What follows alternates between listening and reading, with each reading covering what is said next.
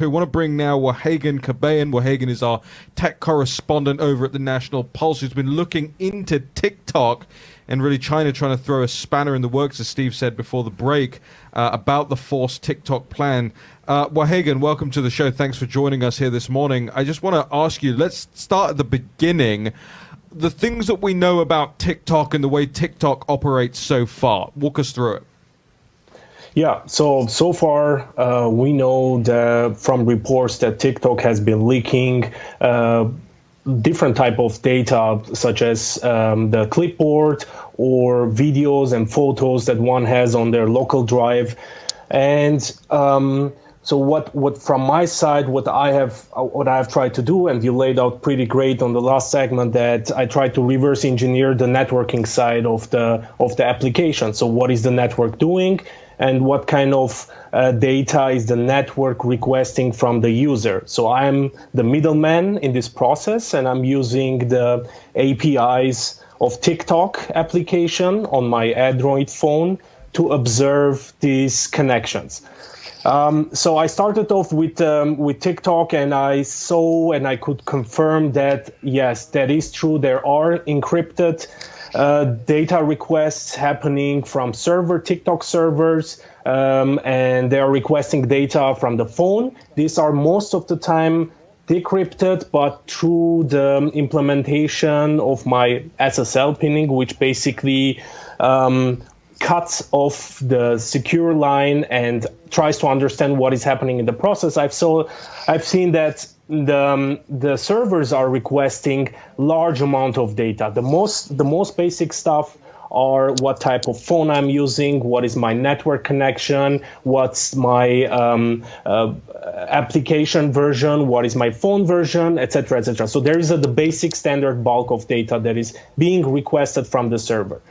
There are also unsecure requests, meaning HTTP requests. So this is different from HTTPS, where most secure package requests are being done. That was interesting, and it was quite shocking for a tech company requesting packages through these lines.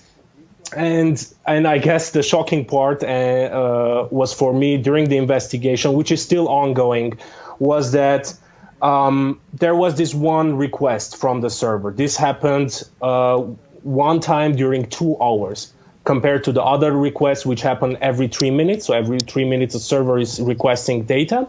So this specific request, codename Gecko, requested some interesting data from the phone. So besides the basic knowledge, such as my phone and my application standard, my application version and phone standard, all this basic stuff, there were so-called channels that were being requested in the background. And in these channels, which when one goes through can understand that they are related to the application. So you have channel named TikTok account recovery, you have TikTok font group, etc., etc.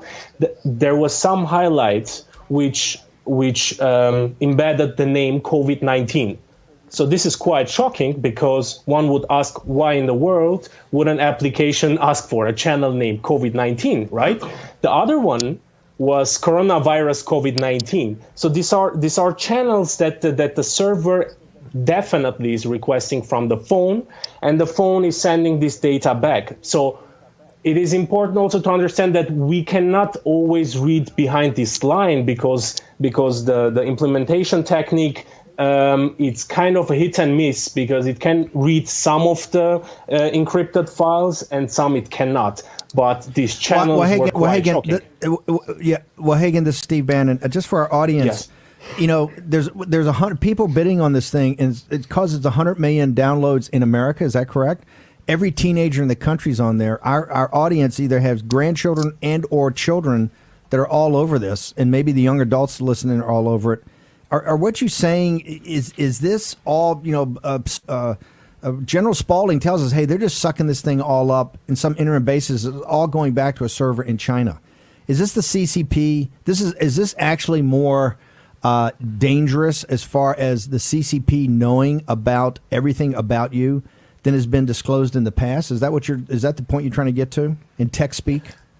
Yeah, it is in a way that we already know that TikTok is collecting our search data, right? So whatever I search in TikTok application, they know about it. They know what kind of keywords I use.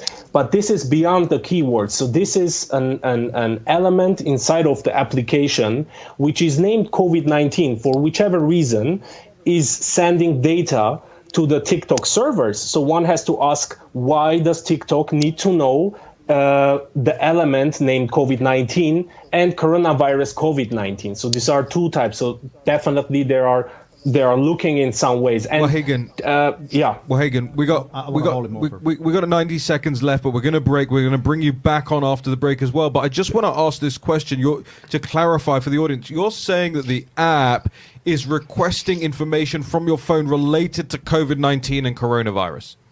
Exactly. That is what is happening. Wow. So this Gecko server is sending COVID named elements from my phone to the server. Wow. Well, Hagen, how come this has not been more fully developed and come out by senior authorities or whatever and let the American people kind of know? Because now you're talking about American companies, Walmart, all these American companies looking at buying. Why has the American people not gotten a real TED Talk? And maybe that's what we do with National Pulse one day, is do a TED Talk on exactly what this thing does. Look, it's pretty obvious that the technique that I'm using, it's a hit and miss, right? So this SSL pinning method, it's quite hard to do it. What the listeners have to understand is that when the application is sending a data from my phone, I'm decrypting the application and I'm trying to understand some of the connection. So that's the key point, some of the connection. I don't know, and that might be a reason why people haven't spoken about this, is that not everybody is seeing what.